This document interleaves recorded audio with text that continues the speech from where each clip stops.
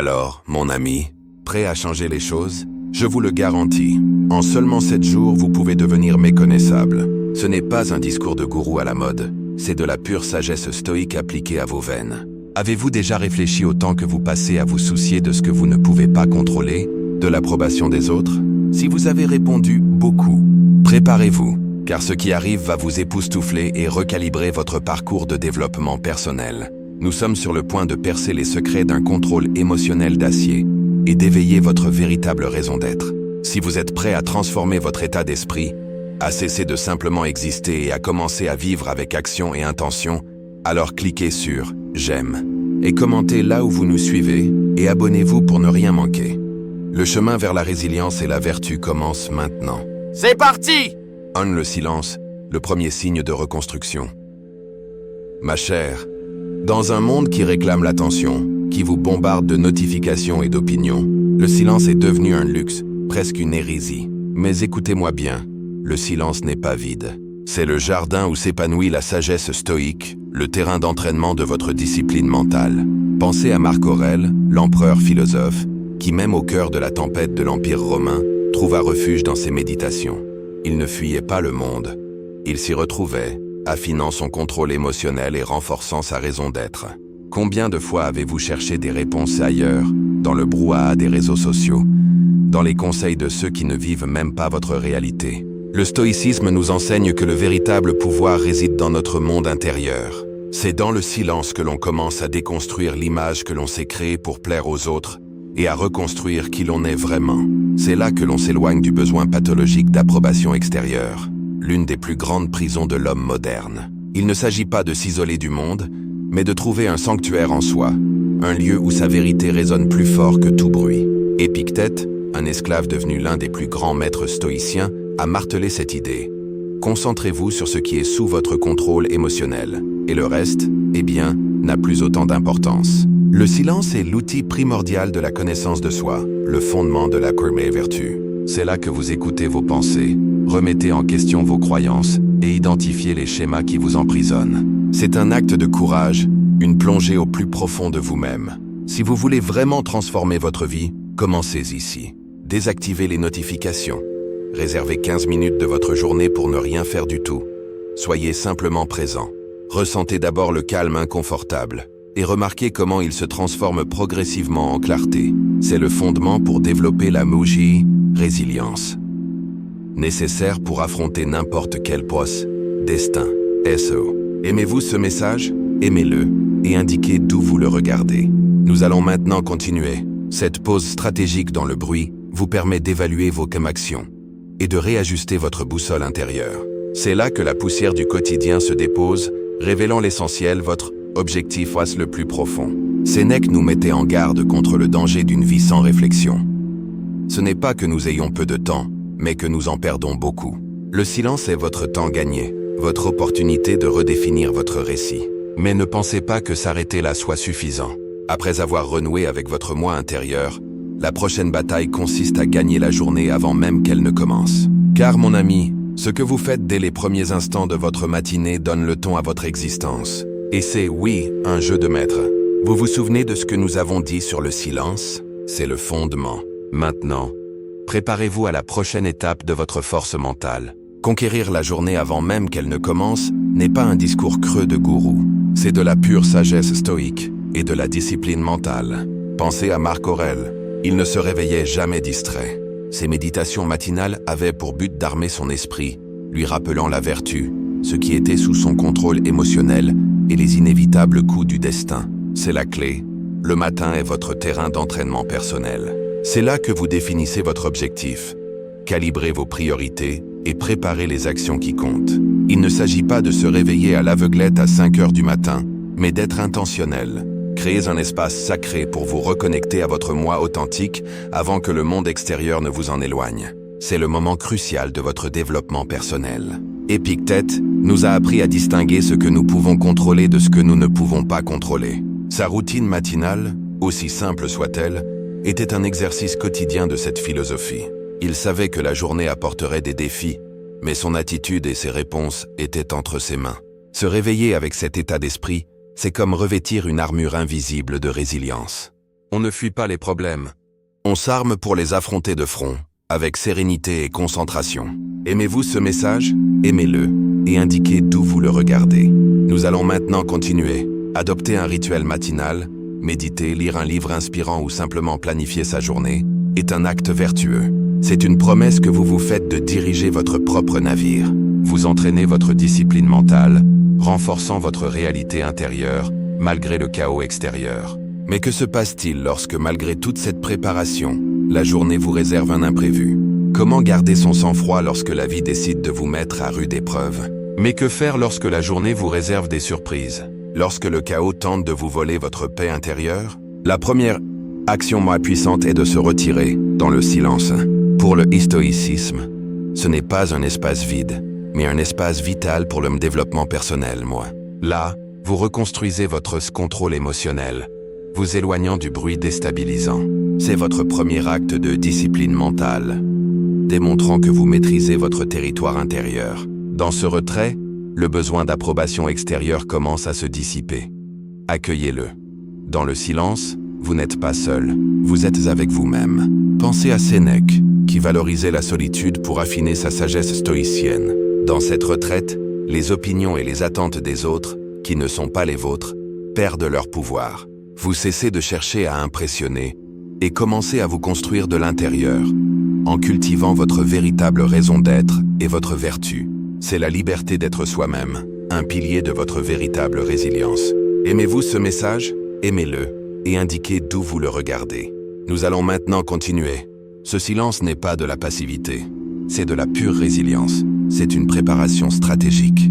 En vous protégeant intérieurement, vous devenez moins vulnérable aux coups du destin et aux turbulences extérieures. Le silence est la forge où se forge un esprit inébranlable, capable d'affronter les défis avec lucidité. Vous apprenez à distinguer le bruit de l'essentiel. La grande question est maintenant. Après cette clarté et cette reconnexion à votre raison d'être, comment traduire cette sagesse stoïque en action concrète? Comment utiliser ce silence pour une vie plus pleine de sens, sans retomber dans le piège de l'approbation extérieure? Voilà le truc, mon ami. La sagesse stoïque se traduit en action dans votre discipline matinale. Avant même que le chaos extérieur ne tente de vous engloutir, vous avez déjà remporté votre première victoire de la journée. Il ne s'agit pas seulement de se réveiller, mais de se réveiller avec un méga objectif, de prendre le contrôle de son récit. C'est l'acte primordial du développement personnel. Le moment de prendre les rênes de son esprit avant que le monde ne le fasse à sa place. C'est dans ce moment de calme que vous forgez votre discipline mentale. Il ne s'agit pas de perfection, mais de constance quotidienne. Sénèque parlait déjà de la valeur du retour à soi. Et votre routine matinale est ce sanctuaire, l'endroit où vous étalonnez votre boussole intérieure. Décidez de ce qui entre et de ce qui sort, protégeant ainsi votre contrôle émotionnel pour l'avenir. C'est là que vous plantez les graines de la résilience, vous préparant à tout ce que le destin vous réserve. Les petites victoires quotidiennes, faire son lit, boire de l'eau, 10 minutes de lecture ou de méditation, ne sont pas anodines. Ce sont vos premiers actes de vertu. Des déclarations de maîtrise de soi, un témoignage de votre action et de votre engagement. Épictète, figure emblématique du stoïcisme, enseignait que nous ne contrôlons pas les événements, mais nos réactions. Votre routine matinale est un laboratoire de maîtrise, façonnant votre caractère pour la journée. Mais cette discipline résistera-t-elle au chaos? Le calme du matin suffit-il au tourbillon de l'après-midi? Aimez-vous ce message? Aimez-le et indiquez d'où vous le regardez. Nous allons maintenant continuer. D'accord, vous avez forgé votre discipline mentale dans le calme du matin, mais êtes-vous suffisamment calme lorsque le tourbillon de la vie réelle tente de vous entraîner vers le bas? Beaucoup d'entre nous vivent dans une spirale d'accumulation. Tâches, informations, objets, attentes. Cette surcharge, mon ami, est la principale distraction. Le brouillard qui obscurcit votre véritable objectif. La sagesse stoïque enseigne, avant de construire, déblayez le terrain. Impossible de maîtriser ses émotions lorsque l'esprit et l'espace sont en plein chaos. Pensez-y, nous sommes bombardés. Notifications, listes interminables, pression pour avoir et être toujours plus. Ce n'est pas du développement personnel, c'est de l'auto-sabotage. C'est le poison qui empêche de se concentrer sur l'action. Marc Aurèle nous a mis en garde. Détournez-vous du superflu, de ce qui ne nourrit pas votre âme. Il comprenait que la véritable richesse réside dans ce que l'on libère, en faisant place à l'essentiel. Identifier et éliminer ce qui ne vous sert plus est un acte de profonde vertu. Il ne s'agit pas seulement d'un détachement matériel, mais aussi mental et émotionnel. Quels engagements vous épuisent, sans correspondre à votre objectif? Quelles relations vous pèsent plus qu'elles n'en ajoutent? Quel excès d'informations vous paralyse? Cette simplification délibérée renforce votre discipline mentale, vous permettant de choisir où investir votre concentration et votre temps. Simplifier ne signifie pas perdre, mais gagner en liberté et en résilience. Avec moins de contraintes, moins de possessions ou d'obligations inutiles, vous devenez agile et adaptable.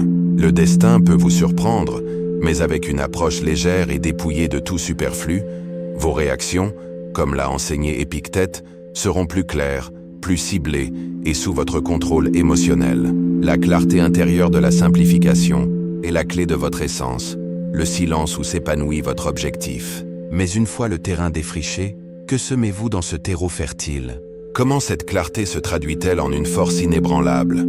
Une force intérieure qui vous permet non seulement de survivre, mais aussi de prospérer. Cette clarté que vous cultivez est le fondement du contrôle émotionnel. Il ne s'agit pas de réprimer, mais de ressentir la vague sans se laisser emporter. La sagesse stoïque implique de ne pas réagir comme tout le monde, de ne pas être une marionnette. Il s'agit d'avoir la discipline mentale de privilégier l'action à la réaction impulsive. Épictète enseignait: ce ne sont pas les choses qui nous perturbent, mais notre jugement. Vous ne contrôlez pas l'événement, mais son interprétation. Imprévu, critique, la réaction est automatique. Votre discipline mentale vous donne une microseconde pour intervenir. C'est là que réside en votre liberté, votre pouvoir de développement personnel, votre vertu. Ce choix renforce votre résilience. Vos émotions sont des messagers, pas des maîtres. Cela change la donne. Vos décisions s'alignent sur votre objectif. C'est une autonomie que peu de gens atteignent. Aimez-vous ce message? Aimez-le et indiquez d'où vous le regardez. Nous allons maintenant continuer. Sénèque, maître du stoïcisme, prêchait la prévoyance. Qui anticipe l'avenir désarme le présent. Il ne s'agit pas de prédire l'avenir, mais de préparer son esprit. Anticipez ce qui pourrait vous contrarier. Entraînez-vous, forgez votre maîtrise des émotions avant le combat. Le destin réserve des surprises, mais c'est vous qui décidez de la réponse. En maîtrisant cet art, votre vie prend une nouvelle dimension. Ce n'est pas de l'apathie, c'est de la souveraineté. Il s'agit de transformer la tempête en une opportunité de pratiquer votre sagesse stoïque et votre action consciente. Mais comment construire cette forteresse? Comment appliquer la discipline mentale pour que le choix devienne une habitude, une seconde nature? La réponse à cette force d'âme, transformer un choix en habitude, requiert une discipline mentale. Travaillez en silence. Votre action est votre nouvelle identité, la preuve vivante de votre développement personnel. Assez de recherche d'applaudissements. Le stoïcisme enseigne que le véritable pouvoir réside dans la cohérence invisible, dans ce que l'on fait sans public, cultivant ainsi sa véritable vertu.